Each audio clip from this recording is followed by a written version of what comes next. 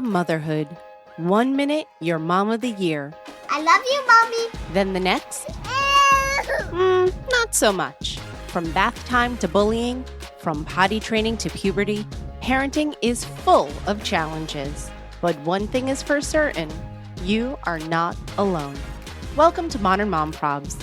I'm your host, author, mother, parenting expert, Tara Clark. Join me while we tackle today's modern mom problems. Welcome back to another exciting episode of Modern Mom Probs. I'm your host, Tara Clark. Today, I am joined by Kevin Dombrowski. I'm going to screw up that name. I knew it. When you have it in your head, you're going to screw it up. You nailed it. Did I? I don't know what all the pressure's about. I don't know. It's pressure I put on myself. It's a modern mom problem to put these kinds of pressures on yourself. Fair enough. Kevin Dombrowski, he is a stand-up comedian, host of the hilarious podcast Just Joking, and father to an adorable 1-year-old. Kevin, welcome to the show. Hi, Tara. How are you? It's good to see you. Do you want to tell your audience that we've known each other for years before this? Yeah, absolutely. I wasn't sure if you wanted to tip the hand, but yeah, let's tip the hand. So Kevin and I know each other through my brother-in-law, Anthony. Now, did you guys go to high school together? Yeah. College? I couldn't remember.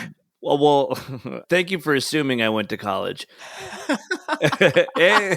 Your brother and I went to high school together. That's what it was. We were in the same homeroom, and we were, 15, 16, somewhere around there, however old you are as a freshman in high school. I think we were 14. You're like 14, 15. Yeah. So we were right around the impressionable age together. And we almost like immediately bonded. I have it in my head that him and I became friends because we started selling something to the other students. And it wasn't drugs. It was something innocent. But it was like erasers or pencils. Yeah. Or something. It was something like that. It was like boxes or something that like students would need in our high school for something. And we were like, oh, we should sell. We were both like, oh, we should sell that. And it was like, oh, we're gonna get along. I don't remember what it was, but I do remember later on in my high school years because it was a private school where you had to wear a tie for the first half that we were there. I took a coat hanger and I hung it outside of my locker, and I would rent ties to people that forgot to bring ties to high school. And so smart. You're a hustler. Oh my God, totally. And it paid for my breakfast every morning in school. So smart. Gosh, that is really clever, Kev. So when you guys, the second half of there, I think you guys just wore the golf shirts, right? The collared shirts. Is that how they transitioned it? That is, but I was like, well, so your brother-in-law was, as you remember, a metalhead. He drove a Mustang in high school. Yes. He had a Harley at one point, and I went, "You're in high school. What are you doing?" I had a Suzuki Sidekick that was like lime green that I bought $1,000 cash. Amazing. But we were both like, we were both like punk metal kids, and I surfed, I skateboarded, and he took martial arts, which is also, he was like 45 in high school, driving a Mustang with, he should have, you know what I mean? He was like a divorced dad in high school with a Harley and a guitar. We had a band together at one point, and I can't sing, so I don't know why I was in that.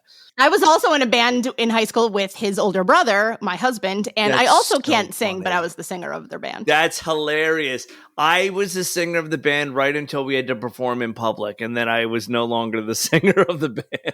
Did you guys do any of the coffee houses? Because that was the only place that they did. Yeah, that's where we performed. Yeah, so it ended up being like a jam band because like I completely chickened out and I was like, well, I know I can't sing and I've got you guys fooled, so I'm not going to do this in front of people that might hear that I can't sing. Because they have, they've got guitar amps and everything behind them, and I'm like, you're obviously ear blinded from the fact that I can't sing because you're playing a guitar in a small room. It's true. Oh my God, the coffee houses. That was good times. We did Stairway to Heaven is actually Oh, what why I would you sang. do that to yourself? I don't know, man. I don't know. And Father Dave told me that I sounded like the lead singer from the Pretenders, which I always took. We should have did a Pretender song. Why would we do Stairway? I don't know. Doesn't make sense. That's so funny to me. That's when like new comics, they'll do, it's like they'll try to recreate like a Louis or a Dave Chappelle bit. And, or like a Carlin bit, and you're like, why don't you start with the smaller? Why don't you know what I mean? Like, why don't you just learn like knock knock jokes or like Friars Club jokes? Why are you doing one of the all time greats? Like you're doing Stairway to Heaven in high school. What are you in Wayne's World? I know Wayne's World was very popular at the time when I was in school, so that's why. Yeah, so that was our history together, Kev, and then also too. I don't know if you remember, but one of your first, like, I don't know if it was paid or not, but one of your first stand-up gigs was at Cha-Cha's. Oh, God. This little hole in the wall in New York City. I remember you guys being there. And were you the first night or second night? You think I know that? I don't know. You had to be the first night. If I bombed, it was the first night. If I did well, it was the second night. And here's how I remember that. So I was like less than 2 years in, and I had gotten hooked up with this place called Cha-Cha's, which is a cafe on Mulberry. I don't even think it's still there, down in Little Italy. And this is at least 10 years ago, at the very least. Oh, at least maybe 15 years ago. Yeah, I don't know. So thank God it's that long ago, because the memories of that night, I've told this story on Artie Lang's DirecTV show. I tell this on a lot of podcasts of like one of like your first hellish gigs. So I opened up for the Reverend Bob Levy, who got his name because he's one of the dirtiest comics out, who's a regular on Stern, good buddy of mine also. And I opened up for Colin Quinn. That was the first time I really met anyone of that size. And I was only a crowd work comic. And this is actually good. This will blend into like the background of me as a stand-up. I was a crowd work guy. I could only interact with the crowd. I didn't have any material. And I started writing some jokes, and they were horrible. Like if you listen to anything I do now and you don't think that I'm a good stand-up, do not go back to those times, because honestly, she'll just be like, how do you make a living doing anything? So these jokes were horrible. And I had to audition for that gig with the producer over the phone. He told me, this guy who has since passed, which is wild, but he goes, what kind of stuff do you do? And I went, I don't know, topical, I guess. And he goes, give me 5 minutes. And I went, what? And he goes, yeah, do like 5 minutes. So I'm doing my act for him on the phone. And he goes, yeah, I like it. He goes, you do any crowd work? And I said, yes. And he goes, well, don't do it. And I said, why? And he said, because it's Little Italy and you have no idea who's going to be in the crowd. Do you want to make fun of any of those guys? And I went, all right, I won't do it. So I get on stage opening for Levy, who I'm a diehard Stern fan, and Colin Quinn, one of the greatest of all time. Not that Levy's not. And I go through 5 minutes of material in about a minute and a half. I blow through my act, and to no laughter. There's like a those the blue haired old lady club. There's like a table of them. It's like you guys, and then like random people. And I blow through the material, and then I realize I'm bombing severely. And I go to talk to people. Now, Tony Danza was there because Cha-Cha was Tony Danza's boxing manager. Oh, is that the connection? Yes. So when Tony Danza was a boxer, Cha-Cha used to be his manager. So I wanted to talk to Tony, but I remembered no crowd work. So Tony's just looking at me like, what is this guy doing? And through the window, Colin Quinn and Bob Levy were outside. It's like this. It's like a cafe in Brussels. That's what it looks like. That's what I describe it like. It's like indoor, outdoor. And I start doing crowd work on Colin and Levy, and they start laughing. So to me, I'm like, oh, okay, I got one laugh, whatever. So I get off stage, and I feel horrible about myself. But everyone, Colin Quinn, this is so cool. He pulled me aside, and he went, listen, I need you to know, he goes, one of us was going to bomb in the show. And he goes, and it wasn't going to be the two of us. And he didn't mean that maliciously. What he meant was, when you go first, it's taking the bullet. So you're going to do the worst in the show. what you need to know is that you handled your position perfectly, and you should be proud of what you did on stage, which he did not have to do and meant so much. And like the bartender's like, how long have you worked with Colin Quinn? All this stuff. And I'm like, this is wild, right? So I'm like really feeling good about myself now because Colin Quinn told me I did what I should have done. So at the end of the show, it's like a line. It's like a procession of everyone greeting all the acts. And Tony Danza's coming down the line. He's taking pictures with Colin Quinn. And it's like this celebrity thing. Levy goes, I can teach you stand-up in 2 weeks. And he's like trying to hustle him, And then Tony Danza gets to me. And it was the first time I was like, wow, this is my first like celebrity moment of doing stand-up. I was such an idiot when I started. And Tony Danza comes up to me and he reaches his hand out and I shake his hand and I think he's going to be like, good job, kid. You got a future in the business, whatever. He just grabs my other arm and he goes, tough room, kid. And, and walks away.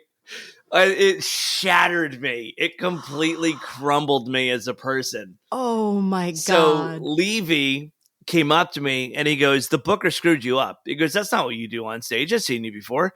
And he was like, come back tomorrow, do your act, do what you want to do. And you're doing 10 minutes. Don't ever let someone tell you what to do on stage. And I came back the next night and I did 10. And at that point of me doing stand-up, I had the best set I had ever had.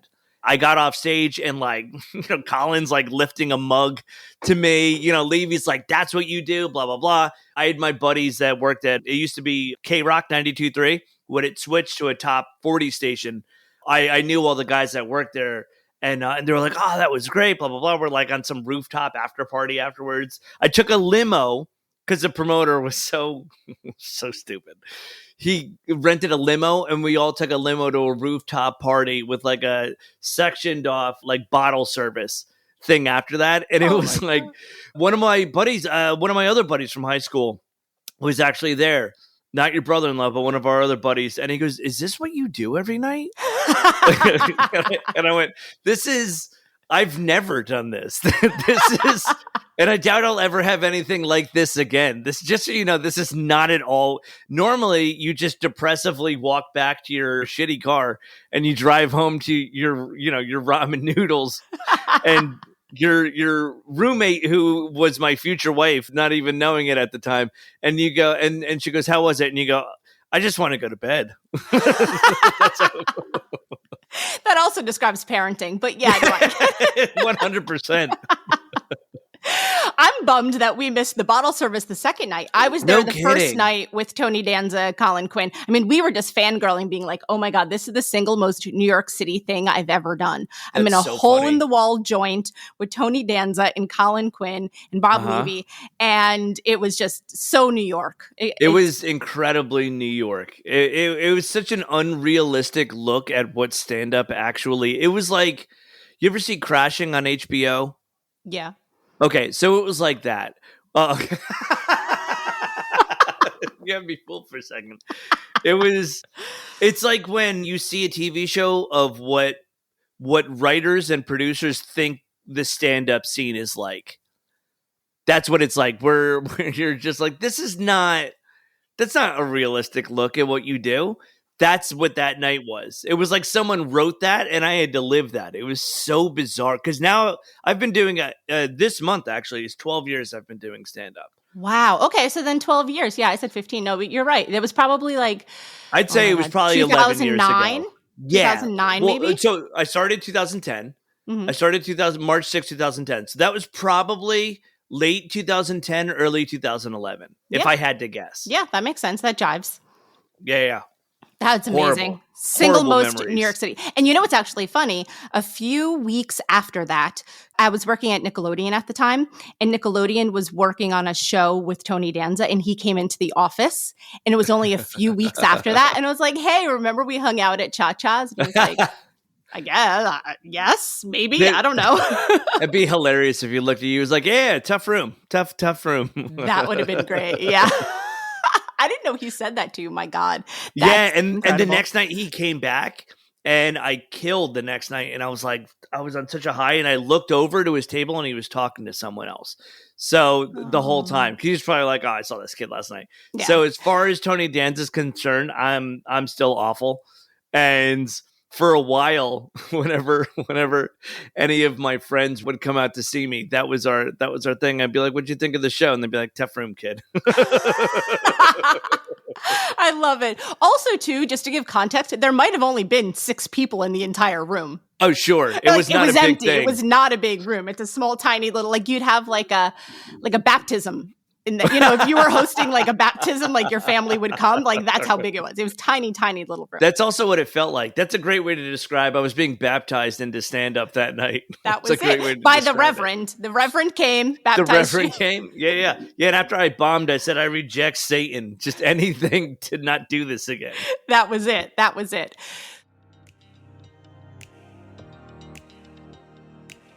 This podcast is brought to you by Citizens of Sound, a podcast production agency committed to developing and launching shows with gravity and depth. From conception to launch, Citizens will partner with you every step of the way, whether you're an actor, business owner, doctor, fitness coach, influencer, or simply a hobbyist. Citizens offers everything from conception to branding, editing to mixing, and publishing to management. Jump on board with Citizens of Sound and start your own podcast today. Go to citizensofsound.com and follow them on Instagram. So normally on this show, we discuss modern mom problems. But today, I wanted to bring you on, Kevin, to get a dad's perspective. Yes. So what is a modern dad problem? This is an interesting question, because this is also something I'm working out on stage, and I don't mind. I think it gives good context, and we could flesh out some stuff here. Mm-hmm. So I think a modern dad problem is that we are the most aware of how mentally ill we are. And I don't think any generation has gone through this before.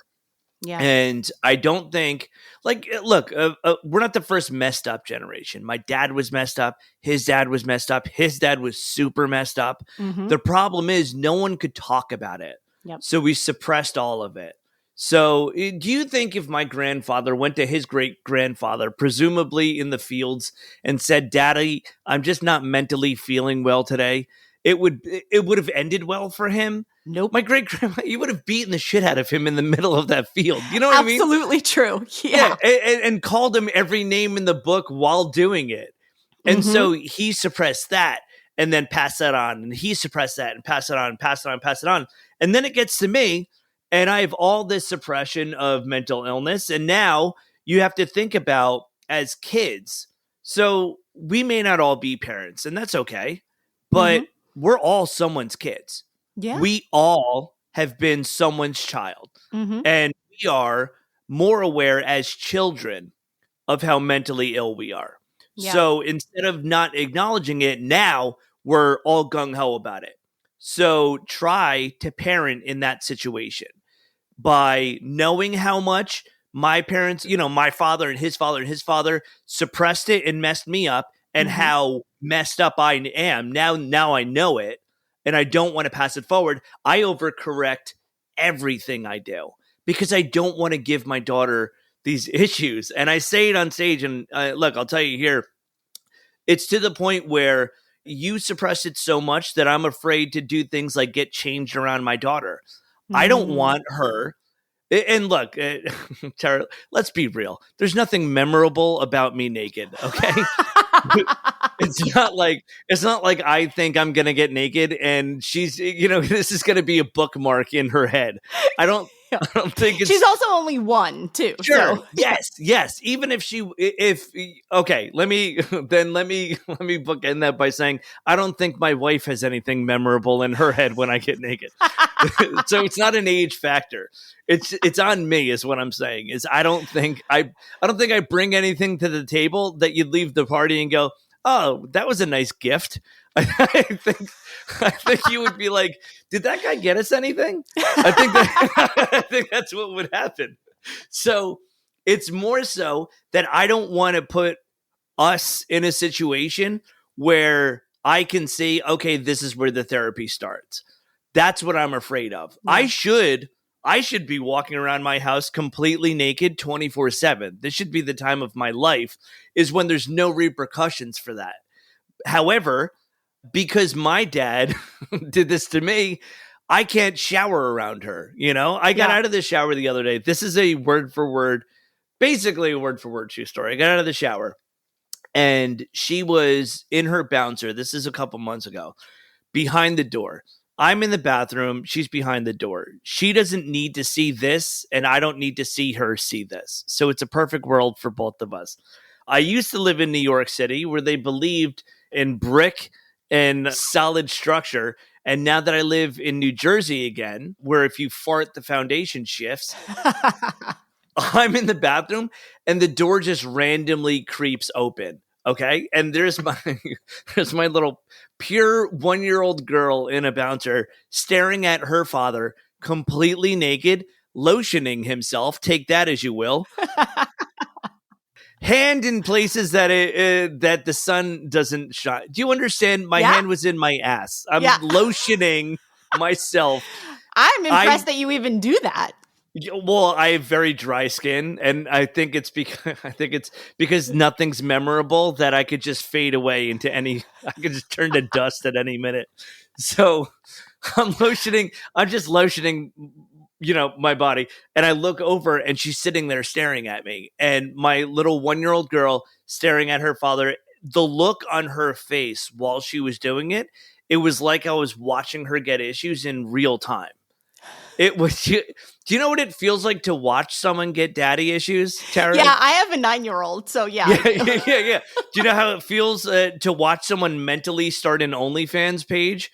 That's what it.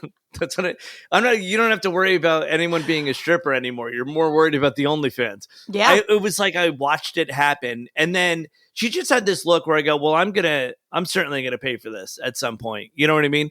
And now there's like a daddy accountant in my head just racking up therapy bills with every time she makes that face that I do something. It's $25 an hour when she's 12. Obviously, 25 sessions to get this repressed memory out of her head. Thank God my wife is successful. This is going to cost her a lot of money. You just wait till she's like 5, 6, 7 years old when she actually is making memories that stick. Oh, I know. Then you're really in for it. And my wife is like, it doesn't matter. She goes, and we were on vacation. We went up to Maine the other day. And so now when we go on vacation, we'll try for a suite setup. So the baby sleeps in one room and we can enjoy ourselves in the other room. Fancy. And yeah. My wife is very successful. Way more than me. I don't know if you can tell just from looking at me. So we did we shoot for the suite scenario, but it was funny because last week my wife did throw back in my face where she goes, "Man, you really avoid changing around her or being naked in front of her, don't you? Because there's 2 doors to the bathroom." And so I shut the one into our room where I thought she was, but then she ran around the outside and popped in on the door on the other one. It was like my mom popped in on me in the bathroom. I like covered myself. I was like, "Get out of here." But that for me is probably the most difficult, is that because I'm a stay-at-home father. And my dad and I have a good relationship. For a while, we struggled with it. His father passed when he was like 19 or really, really young, and he worked all of his life. So my dad was a worker, and it's not that he wasn't emotional when we were young, but he just got caught up in the work thing. He was a cop, so he was, kind of got hardened by that. But we hit a kind of a rough patch in our life. And I didn't see my father for 3 years after I got married, and we lived 25 minutes away. And so that whole generational thing of work, everything's fine, don't talk about it, everything's okay, don't complain, everything's fine. And then it gets to me, and I'm living in this generation where, I didn't hear the word anxiety until I got married. And then I realized that I'm the definition. I am walking anxiety. Yeah, no kidding. So for me, it's like I'm living in this world where, and I'm on that cusp of that generation where it's like the newer, the younger and younger generations are so hyper aware of everything. And it's like, I can finally say, I don't feel good and it's okay. Mm-hmm. But at the same time, I don't want to do things that are going to put my daughter in the situation that I'm in. So that overcorrecting because of the generations that I came from, I think is a tough thing that men have to deal with as fathers, because I do think, just judging by societally, Mm-hmm. the history of this country, the men were hardened, unemotional, kind of cold fathers. And look at what they went through in their lifetime. Although I will say, I'm like one more world event away from telling my father that, his generation didn't have it a fifth of as hard as my generation does. Let there be World War official 3. And I'm going to look at my dad and be like, you goddamn kids have no idea what I had to deal with.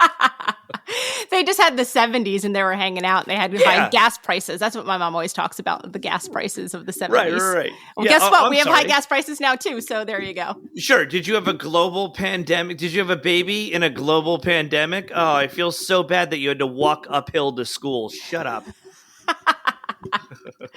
Sorry that you had to wear those bell bottoms to high school, but let's talk about the real struggle is your tire. Let's not talk about how far you had to walk to school. How about this? I couldn't leave for work for a year and a half. I was stuck in a 1-bedroom apartment in New York. Tell me how hard you had it getting exercise. For the people that can't see, because obviously this is just audio, I'd like to point out the beautiful Pinterest board you have behind you. I've developed this fathering skill. This is, you know what? It's like when a mom gets, when a woman gets pregnant and becomes a mom, she's like a mom from the moment she gets pregnant. So she's got this whole nesting thing that she does with her body, or so my wife says. Yeah. For me, I've fully grown into it, man. Tara, I have to tell you, this is my personality. I struggled my whole life to figure out who I was. For a lot of it, I thought I was an asshole because I don't like anyone and I don't want to go anywhere. And then I had a kid and I realized I'm not a dick. I'm a dad. Oh, this there you go. Who I am. My whole personality completely makes sense. For the first time in my life, it's like my personality, my appearance, and my act. It all comes together. It all came together. And you're doing letterboards in the background, the Pinterest letterboards. I just bought an axe. I chop wood in my backyard. I grew a beard. I'm like, I don't even know who I am anymore. You have green plants hanging off of bookshelves. I've got about 40 plants in this apartment that are on 3 different watering cycles. Oh my God. That's full millennial. You went full millennial on that one. You really leaned into the millennial. I have no problem breathing in this apartment. That's the impressive. Amount of oxygen, it's like I live in a hyperbaric chamber. I'm really impressed because I cannot keep a plant alive for more than like a day and a half. My son is lucky that he's been around for 9 years because I kill plants in 9 days. That's hilarious. Yeah, I have a whole watering cycle. It's on 3 different ones. And then I do stuff like this. I do the shelves, and that's a Murphy bed behind me. It's so fancy. That'll pull down from the wall, and that's our guest room.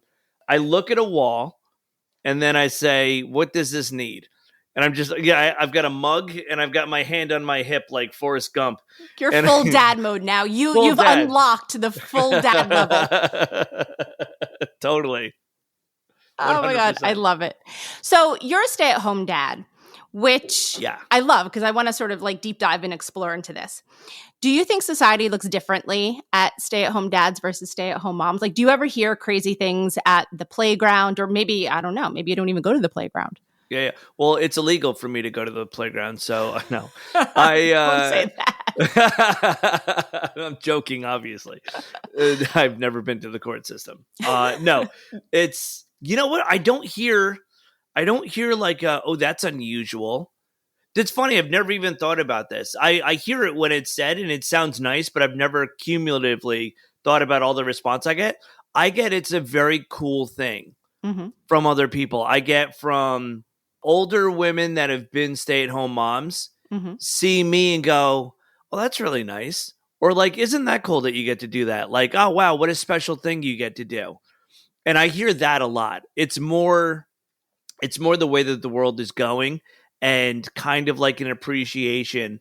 I'm not going to say role reversal because I don't think that's real. And it's also, I'm not unemployed. I just work at night. Right. So, That's you know the what I mean? difference. Right. Exactly. Right. And my wife works during the day. She's incredibly successful. She works for a large fashion company. And I'm Can she get me new clothes? Probably, honestly, I could probably get you a discount. We'll talk about that. Yeah, I'll use a promo code for this episode. And then, and then we switch off and I work at night. But this was always the goal.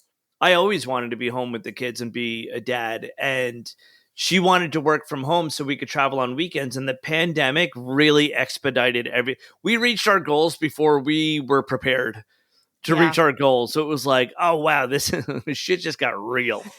Well, it really does when you have kids then, too. When you get pregnant and have the kid, then it really gets real. You're like, wow, we're doing this. So, we have a house and right. And health insurance. Yeah, sure. That's an important one. And I just got that. We've been married going on 4 years, but the guy that officiated my wedding did not register in one of the 5 boroughs. So legally, we've been married, but we have not been able to prove it. She's got a different last name than me. She kept her name. She's an artist, so she kept her name. And also, no one wants to be a Dombrowski. There's also that. Right. I got to tell you, that's my one saving grace is President Zelensky in Ukraine. Yeah. This guy's a Ukrainian Jew that's a comic and president with the last name Zelensky. Like, this guy gives me some sort of faith in my background. Yeah, you could totally run. Right, exactly. So she kept her last name. So I haven't been able to prove it. So and then COVID shut down the clerk's office. So we finally got our marriage certificate about 6 months ago. Wow. And so I finally been able to prove I'm married. So now I have health insurance, which 2.5 years into a pandemic is basically like Biden's plan of solving it by giving you 4 at-home COVID tests. That was it. That's all you need. Yeah, that and a crack pipe. And you're like, what am I supposed to do with this? You go, how am I supposed to get through a pandemic with 4 tests? And he goes, well, here's a crack pipe. And you go, all right, I'll take it. Well, right. So I don't get a lot of like looked down upon. Like, oh, I guess he doesn't have much going on, or like, is he living off his wife or something, which I am.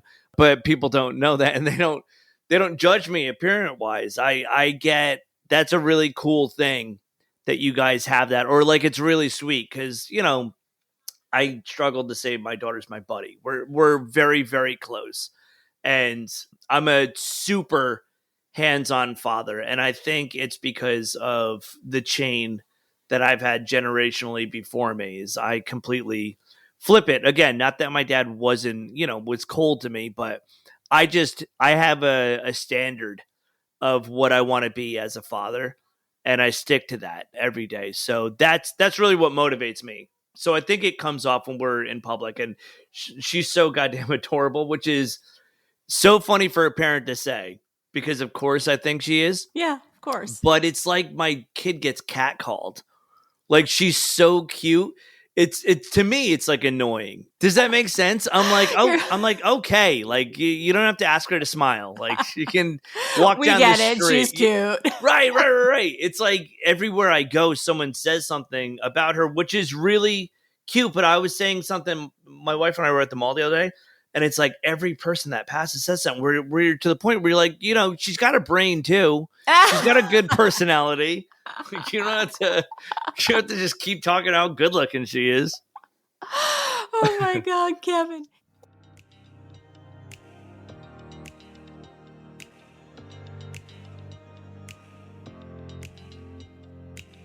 This episode is brought to you by Modern Mom Style Box. Upgrade your wardrobe and enjoy unlimited styles for just $60 a month. Modern Mom Style Box is the first rental clothing subscription designed exclusively for moms and moms-to-be. Get started today with a free trial. Use promo code PTO. Do you have any tips to offer fathers on how to be a good father? Yeah, be involved and listen.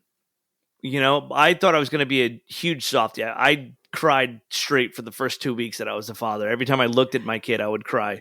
Aww. But now it's like, be patient. Be patient's the biggest thing. the first time I cook a lot. My wife gets off of work at 6, so I start cooking around 5. And I'm not a traditional cook, so I'm like learning all this stuff on a whim. And I handmade this one meal for her that I was like, this is cool. And then I handed it to her and she threw it on the ground. And I had to take such a lap where I my wife's name is Molly, and I have an album called High on Molly. It's about me getting married to my wife. Oh, love And it. I was like, Mal, I was like, I need you to watch her because I'm going to lose my mind if I stay in this room. I don't have the patience to go through all of that and then see her just throw it on the ground. And I know she doesn't know any better, but for me, I'm like, I'm gonna go punch a wall in the other room where she can't see. Yep. I'm gonna go scream into a pillow. Right. It's funny when you find out you're gonna be a parent, you go, I want to change everything about myself, and then you become a parent, and you go, I want to change the room I do everything in. And it's like, I gotta, this is my cursing chair. Yep. I'm gonna sit. But it's true though, because that's the thing. I think that's a really important fact about parenthood is sometimes the very best thing you could do is just walk away. 100%. Just walk away sometimes, because it saves you from saying anything that you'll regret later. It saves you from saying anything that will scare your children. So just walk away, scream into the pillow, go into your cursing chair, and just call it an afternoon. And that's it. Yeah. I pretend to be my father for a couple of minutes. Yeah. No, I get it. All right, Kev, I am going to totally change gears here. And now we're going to do the rapid fire round of let's get to know you questions. Okay. Ready? Yeah. What's your favorite 90s movie? Point Break. That's not the first time that someone said that on the show. No kidding, really? Yeah. Wow. Yeah, it's not even a bad movie. It's a good movie. Yeah. And I love it. Good. I'm glad, because Libby from Diary of an Honest Mom said the same thing. Okay. That's hilarious. Next one. Now, normally this makes more sense for women, but you know what? It makes sense for men too. What is your favorite self-grooming thing? I'm a bald guy, and I like to be clean shaven.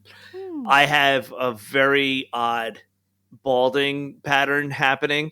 I had the bald spot for a while. By the way, I never even went bald. I just didn't even fully come in. That's what it feels like. So I had the bald spot, which I was fine with. I could, if I don't see it, it's fine. But then I started to get the power alleys going on. Yeah. And then the top started fading out. It was like, it's like Back to the Future when people start fading out of the Polaroid. It was like sections of my head started fading away. And once that happened, and I was so young, I was 30 or 32. I was 32 when I got married. And I went, I'd keeping it shaved for a while, but once sections started going, I was like, no. So I fully shave. And the beard is new, and I invested thank you. I invested in a beard grooming kit. Yeah. And that for me, that's my sanctuary. I shave my head, I trim the beard, and then I feel like a man. Yeah, you keep it tight. No, that's great. All right. What is your favorite cartoon character? I think I'd have to say Homer Simpson. Why? I think he's so funny. He's oddly aware and stupid at the same time. And I like that there's really no rules when it comes to him. He's such an oaf, and he made me laugh so hard. One of the dumbest jokes I ever had. He found this old barbell at like a garage sale or a flea market.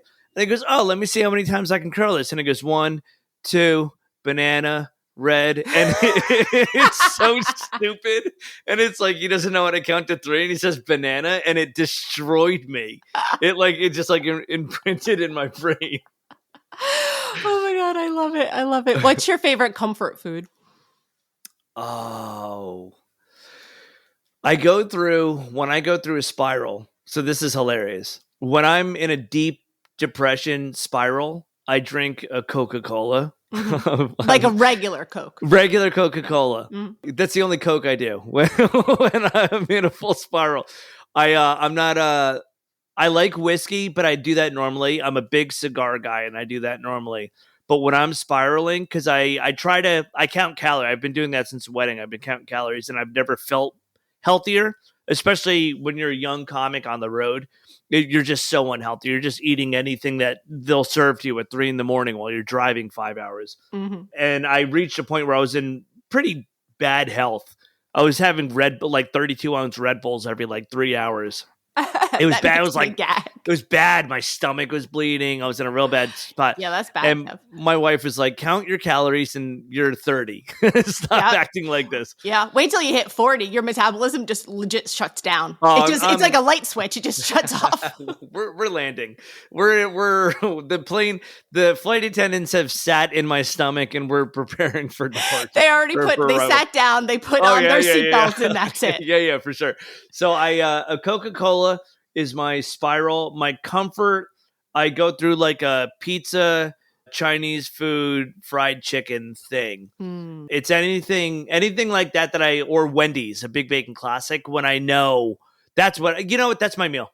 That's what I'm settling with. Big Bacon Classic, spicy nuggets, a large Coke, my mouth is watering, and a vanilla Frosty. Oh, so good. I love Wendy's too. I'm a big fan. I'm just going to tack on to this. What's your death row meal? Oh God, I have it's that. It's pierogies, like potato and cheddar pierogi, because I'm Polish.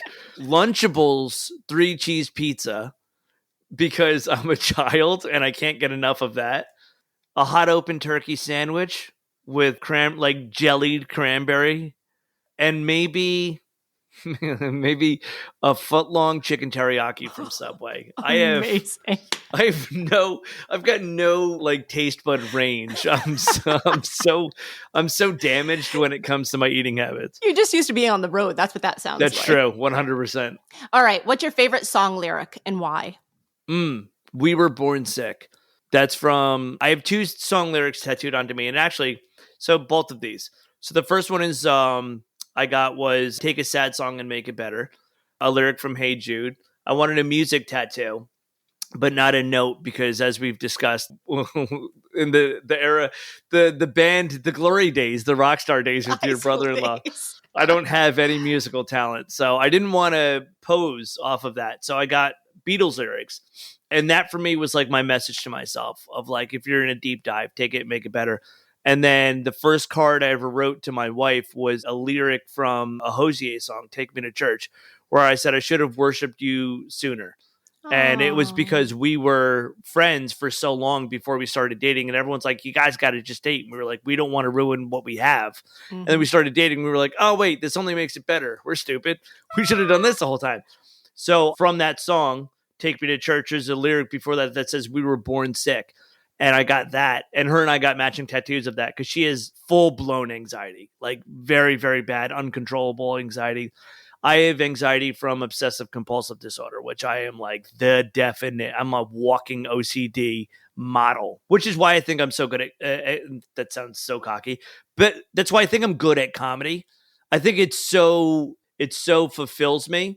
Mm-hmm. Because it fulfills my OCD tendencies, what I do to write my act and work out a joke and everything.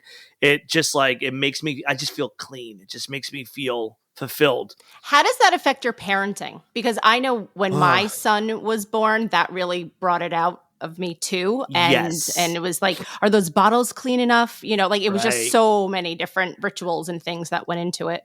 I do get like that. So a big OCD thing with me is cleanliness. Mm-hmm. So I do wash my hands excessively. Mm-hmm. And my wife has talked to me about, kind of curbing that in front of her. Because my daughter will too when I'm changing her. And I do the cleaning solution, the Purell or something like that. When I do it, she rubs her hands together and stares at me. And so I like that she's getting good cleanliness habits, mm-hmm. but I'm aware of how much I do around her. She does like having her hands wiped when she eats, and I'm like, I got to be careful there. I don't want her to get into, I used to do the counting thing before I left my apartment. I've gotten a lot better with it. Now that I know what I have, it's so much easier to deal with what you have once it's diagnosed and not just flying blindly going, why do I think like this? Instead of thinking, why do I think like this? Now I think, how am I going to live mm-hmm. with it? How am I going to get around it? What am I going to do to circumvent that? Yep. So that's a lot of what my day-to-day is. I don't blame myself. I don't question myself anymore. And that's what that tattoo is. We were born sick. I've got no choice. I'm like this. Now, what am I going to do about it? So it's a lot of that. And then I got to tell you, it's also relaxed me. And I'm so tired sometimes that, like, do you know how many times she's dropped a pacifier on a store floor where I pick it up and I just lick it? I just put it in my mouth and then I put it in her mouth. And I go, 10 years ago, that would have put me in a mental hospital. Yeah. And at this point, if I don't do that, I'm going to check myself into a mental hospital. Right. One way or the other, you're going to end up there. Let's just be clear about that. Yeah, exactly. Absolutely. Kevin Dombrowski, you are amazing. Tell everyone where we can find you and what's next for you. You can find me online at Kevin Dombrowski. It's Kevin Dombrowski Comedy on Instagram. Someone had Kevin Dombrowski, and I tried to get that from him. And while I was messaging him, this isn't a joke, while I was messaging him, my phone service got cut off because I didn't pay the bill. So in trying to convince someone I was a professional comic, that happened. And I signed back on. I go, just keep the handle. I'm going to start a new career. Oh, my God. So I'm Kevin Dombrowski. If you start typing Kevin, Dombro, I should pop up on all social media. I've got a podcast, very funny podcast called Just Joking, where I sit down with another comedian each week. And we basically break down what's happening in the world just by making fun of it. That's really all it is. It's like comics being comics off stage. We've had Doug Stanhope, Lisa Lampanelli, Jamie Kennedy, and then the newer crew, Mark Norman, Jessica Curson, Ari Shafir. Absolute legends have been on the show, and I'm very lucky to have the list of people that have worked with me on the podcast. And that's available everywhere. And then my album, High on Molly, is available anywhere you can stream or download comedy, SiriusXM, and across the board there. And hopefully I will be recording a new hour later this year. It'll be the sequel to High on Molly, and it'll be about, instead of me becoming married, it'll be me becoming a father. Awesome. So we'll see what happens there. But yeah, this was great. It was so good to see you. It was so nice to see you too. Maybe we'll actually have to get together in person. Yes, definitely. And not invite Tony Danza. No. Tough room kid. Tough room kid. Please call it that. Please call the episode Tough Room Kid. 100%. I will. Kevin, you are amazing. Thank you so much. I'll talk to you soon. Thanks for having me.